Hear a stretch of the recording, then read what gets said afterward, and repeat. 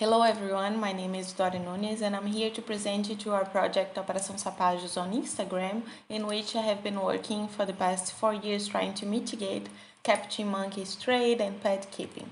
Starting from the beginning, where are we? Operação Sapajos is a Brazilian northeastern project created in the city of Natal, state of Rio Grande do Norte. Operação Sapajos was initiated by me after I did my undergraduate thesis with captive monkeys oriented by Dr. Renata Gonçalves Ferreira, the chief of the Individual Differences and Social Strategies Lab, Studies on Coexistence at the University Federal of Rio Grande do Norte. The collab works with two species of genus Sapajos, Sapajos flavius, considered critically endangered by the IUCN Red List, and Sapajos libidinosus near threatened.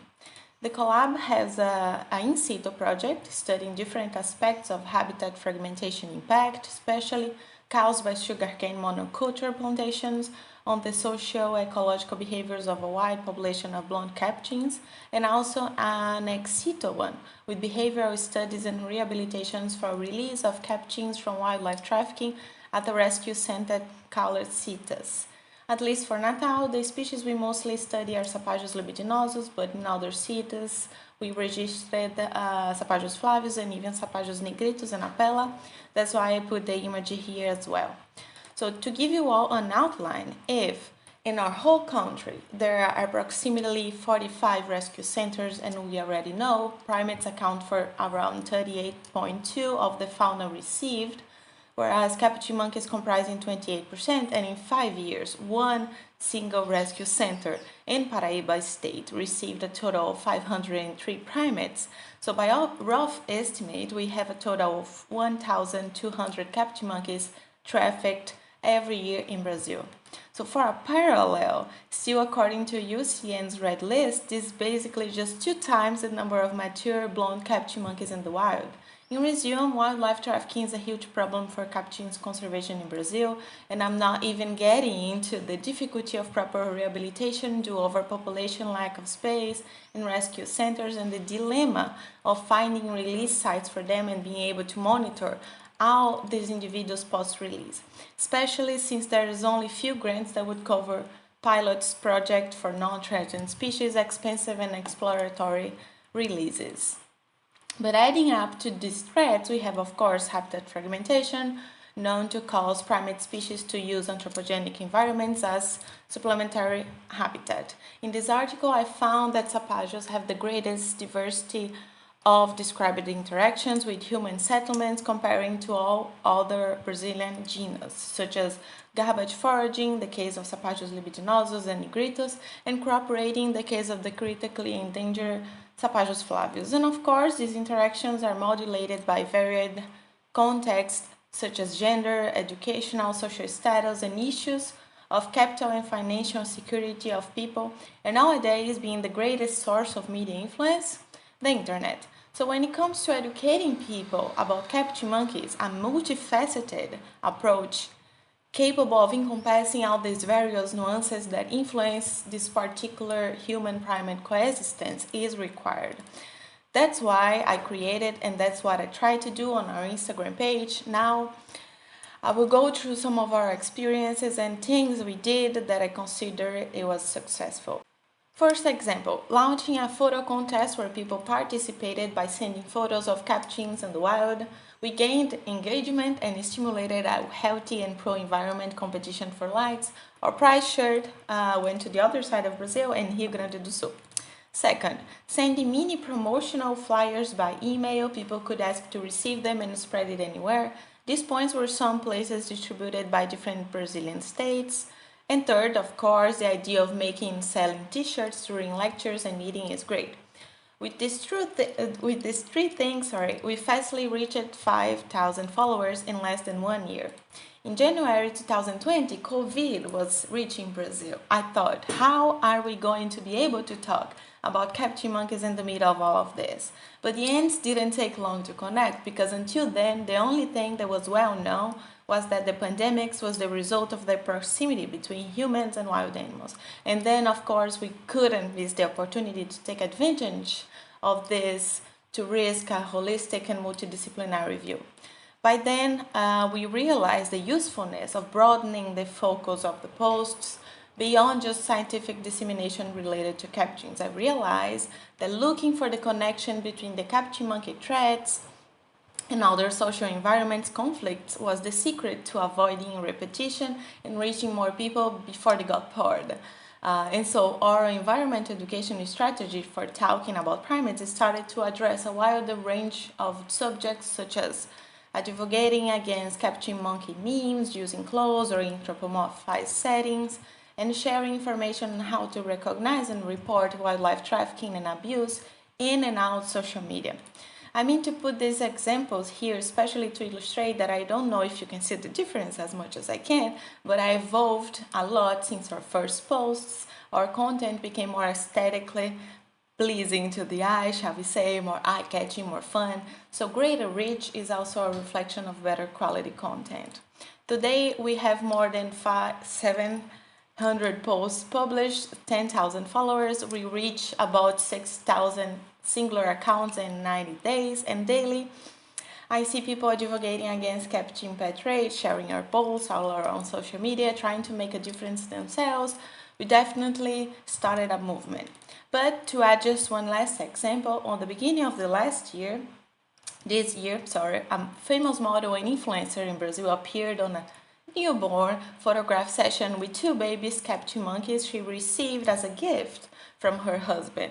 These pictures were shared everywhere, internet and television, in Brazil, fixing lay people's beliefs that even though we are already in 2023, capuchin monkeys still are only and just very funny and cute animals that make awesome pets, as if Hollywood movies haven't done that enough.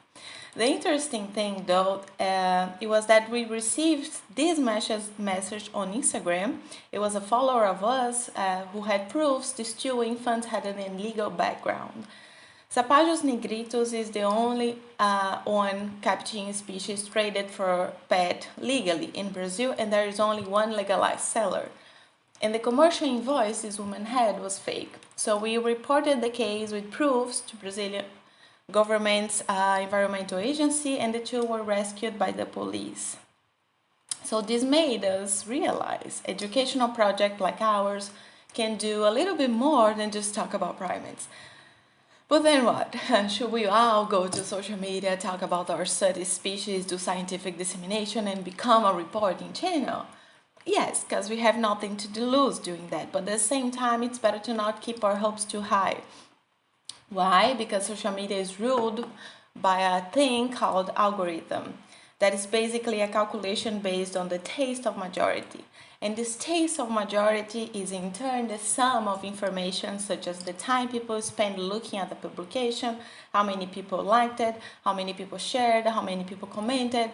And by the way, numbers are not made to be ethical. Any good comment, good or bad, education or not, is profit and adds 1+. So for the algorithm, like or dislike are the same thing, because at the end of the day, it's all about engagement. And what does it all have to do with capuchin monkeys and primate species? Follow me through some comparison pictures. 100 years between these pictures, and almost nothing has changed. Hasn't though? Yes, it did, and the change is on numbers that went, I don't know, from a small community on the 20th decade to 699,000 people worldwide, instantaneously, continuously. And then you ask me, for example, why? Why do social media companies doesn't change how the algorithm works and why they don't improve the forms of reporting animal abuse? I have a very simple answer. It all comes down to money, of course. There's 1,000 videos generating at least $50 million for the creators and for the YouTube company at the expense of images of explicit primate torture. I indicate to you all these 2 reports and a documentary as a reference. So the trade, abuse, the exploitation of primates, the misinformation, the misinterpretation, the anthropomorphization has always existed, okay?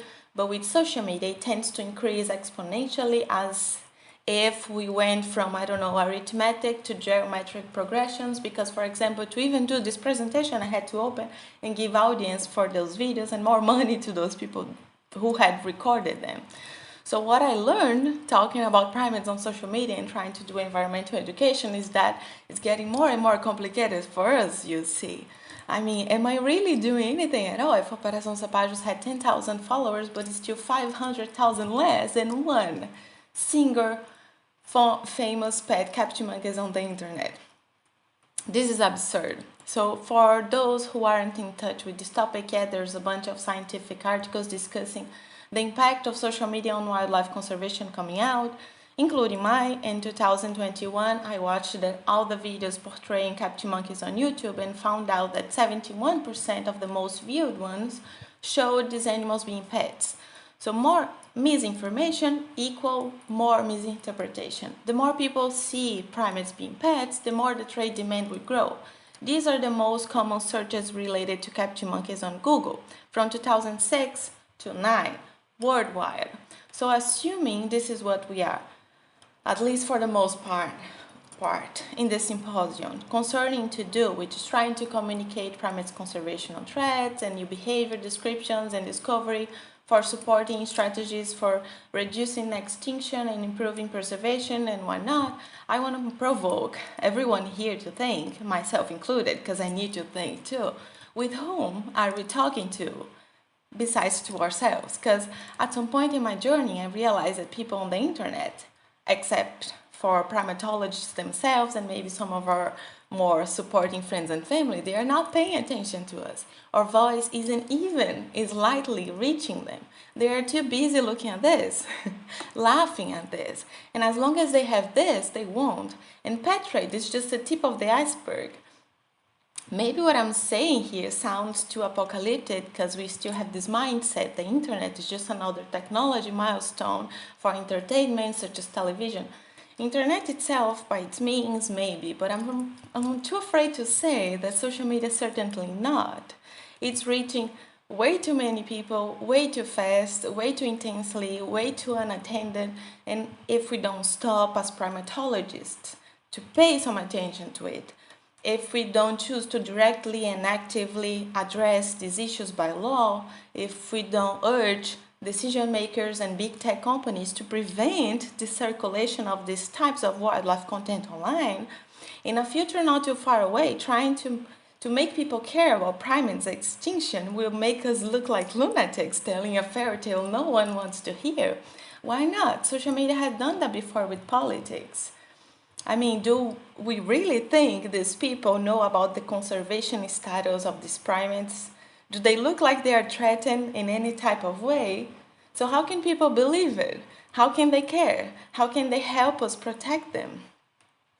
So these are the provocative thoughts I wanted to bring here today. I don't hope you all receive them well. Actually, I want us all to feel uncomfortable and leave this roundtable with questions to think about and discuss for the next couple of years, because I'm afraid to say after 4 years trying to find answers myself to this question, I am still here with none. So thank you very much.